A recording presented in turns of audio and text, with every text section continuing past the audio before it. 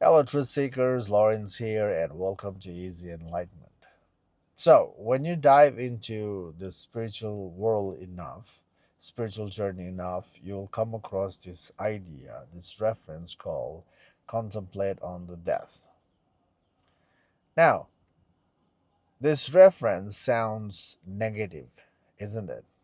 Especially when you are a positive person, contemplate on the death sounds negative, and it's easy to ignore this reference. Or some people can take this reference in a negative sense where people starts to ignore life or give up on life with this reference. But this reference is the short version of contemplate on the death of the ego. Contemplate on the death means contemplate on the death of the ego. Death of the ego makes person to see life as it is. Contemplate on the death of the ego makes the person see the possibilities in life. And if the journey is successful in seeing the truth, the person will also realize that truth is the elements that supports life. So it's the backbone of life. That backbone is the true nature of human life, and that is the consciousness itself.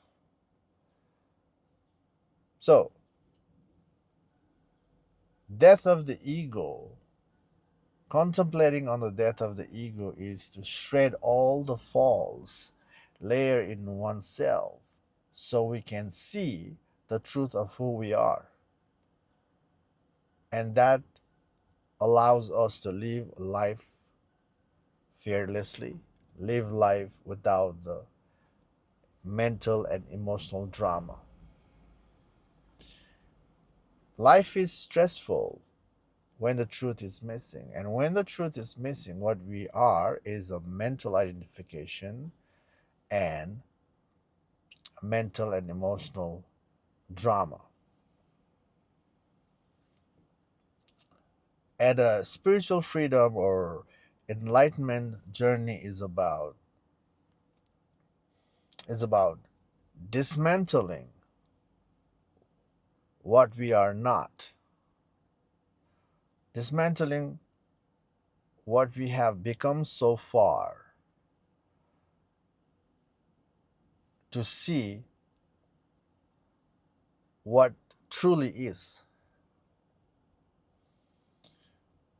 So, the spiritual journey invites us to contemplate on the death of the ego. Now, ego moves. Ego has this attitude of control, attitude of resistance, attitude of running away. These are the three major attitudes. If you look into your own life, you will see this, isn't it? See these three qualities. There are places that you control unnecessarily and control in a way that you create a healthy boundary. There's a negative and a positive uh, control. There are places that you resist, and there are places that you run. And who is running? Who is resisting? Who is controlling? Is the ego self.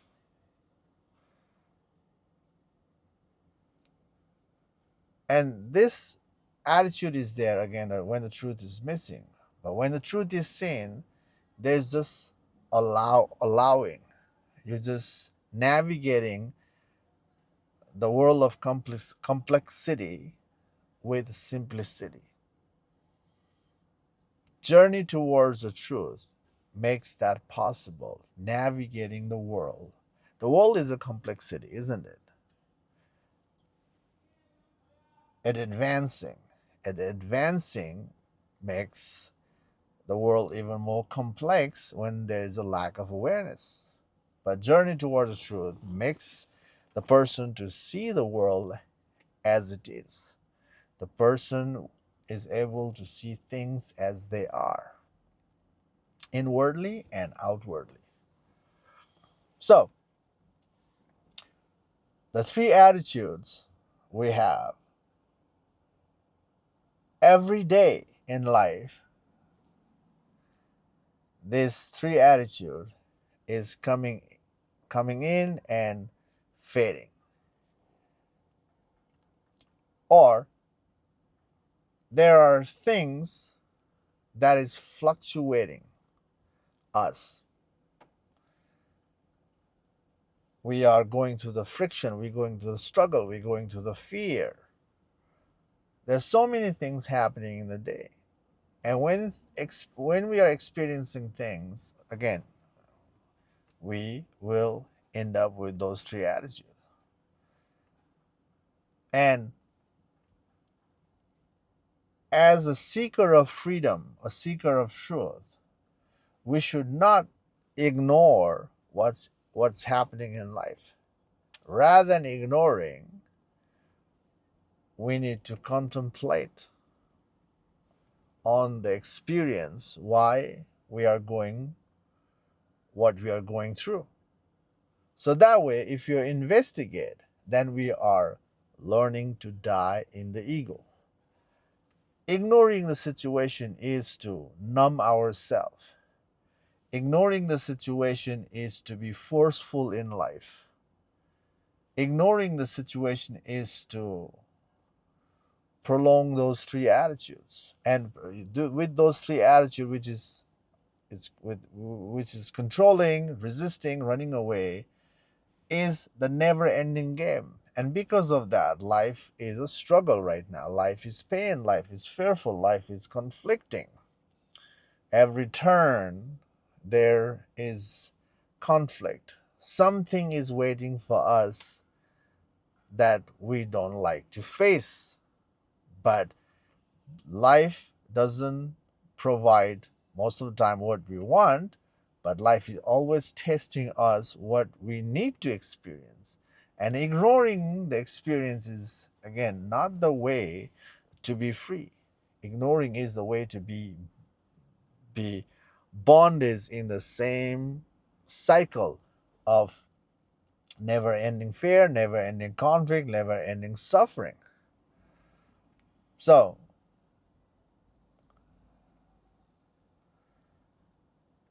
freedom is about dying in the ego. Ego is the thing that is making us suffer. Ego is the false persona. We are holding this false persona and maintaining this persona, and everything, every action, every perception we are putting out is to reinforce this persona. And we are holding it and making it true, which is false already. Basically, we are holding on to the false and trying to fight with the world with the false, and and uh, and that is struggle. That is stress, mental stress, emotional stress, and that is happening in the body. And when the body is going through that, then there's whole, you know, body is triggering the mind, mind is triggering the body, and it's never ending. But we can end this struggle, inner struggle, end the mental and emotional fluctuation by accepting the situation and examining why we are going through this experience of limitation. Asking ourselves why is the way to figure out the root cause of the struggle, root cause of the pain. Why, in a way that we are tracing our experience, tracing our struggle backward, not inviting further layers in the mind and rearranging the mind to make our life better. Not that way.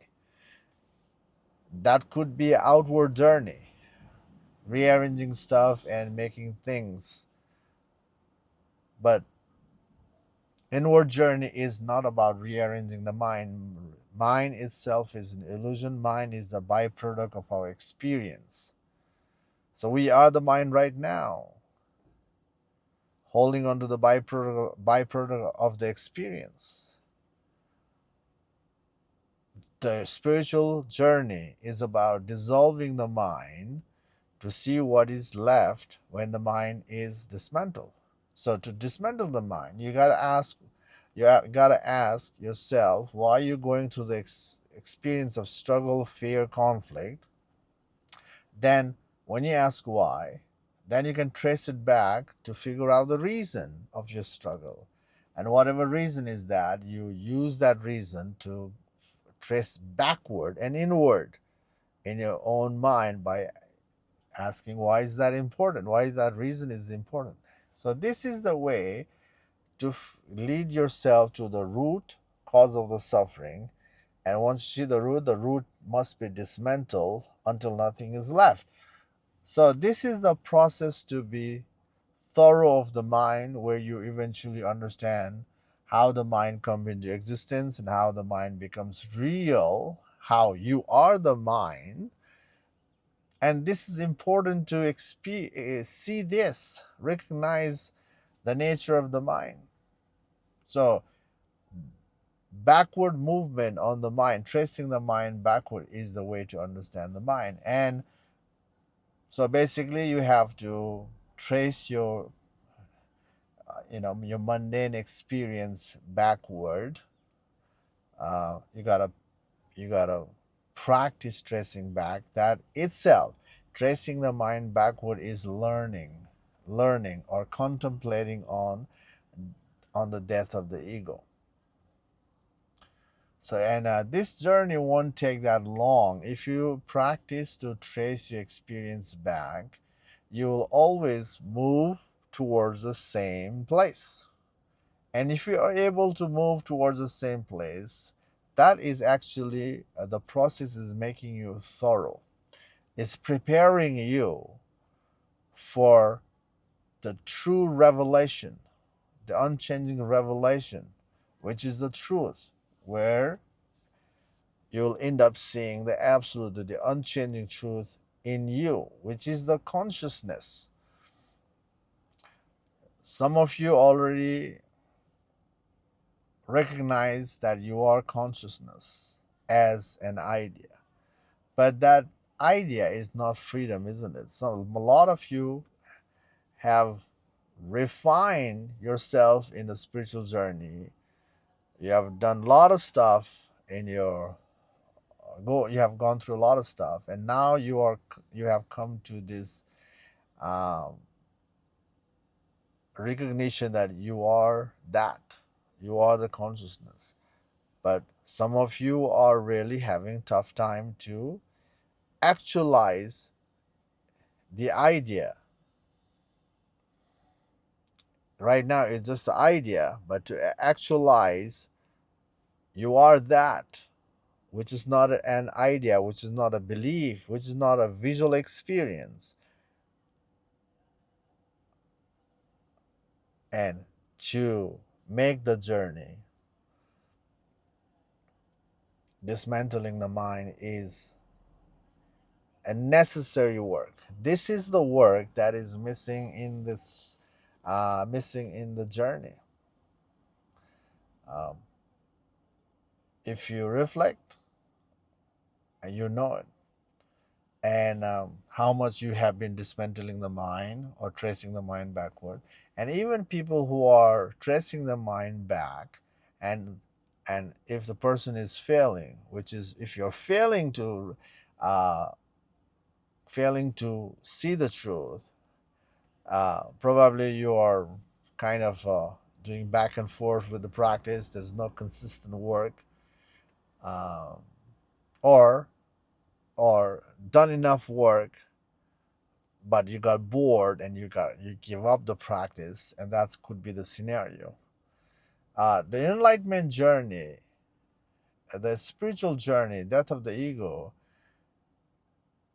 is about becoming thorough of the mind.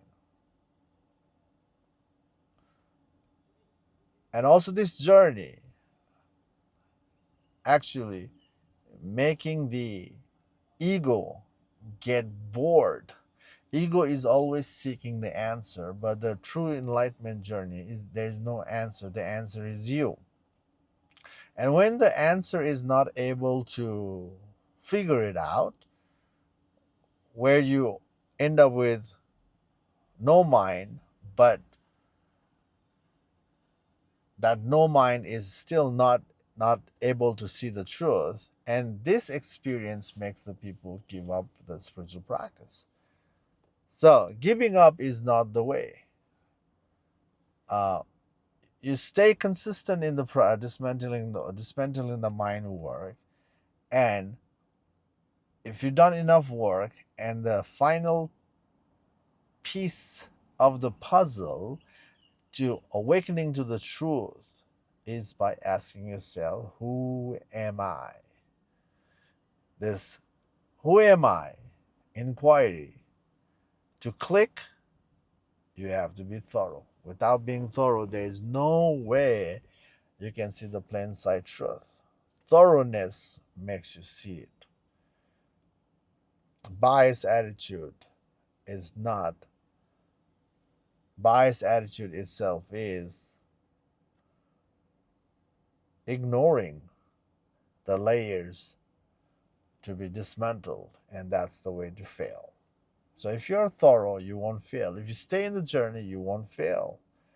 Because the truth is already there. You are it, which is within. If something is within, you are it. How can you fail to recognize, to see the truth? You don't fail if you are thorough. So the journey is about turning the awareness back to yourself, dismantling the mind, which is contemplating on the death of the ego, and asking yourself, who am I? So the who am I is the final click. Okay. So um death death contemplate on the death again doesn't mean that you give up on life. Actually it's the opposite. It's about embracing life, being open to life, and being open to the truth of who you are, and actually realizing the truth of who you are. The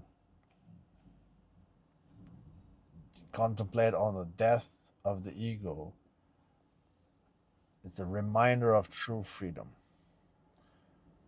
So you be in the journey, and that's how you make yourself free from all the faults in you. Okay. I hope this video makes sense. Thank you for watching, and I'll see you in the next video. Take care for now.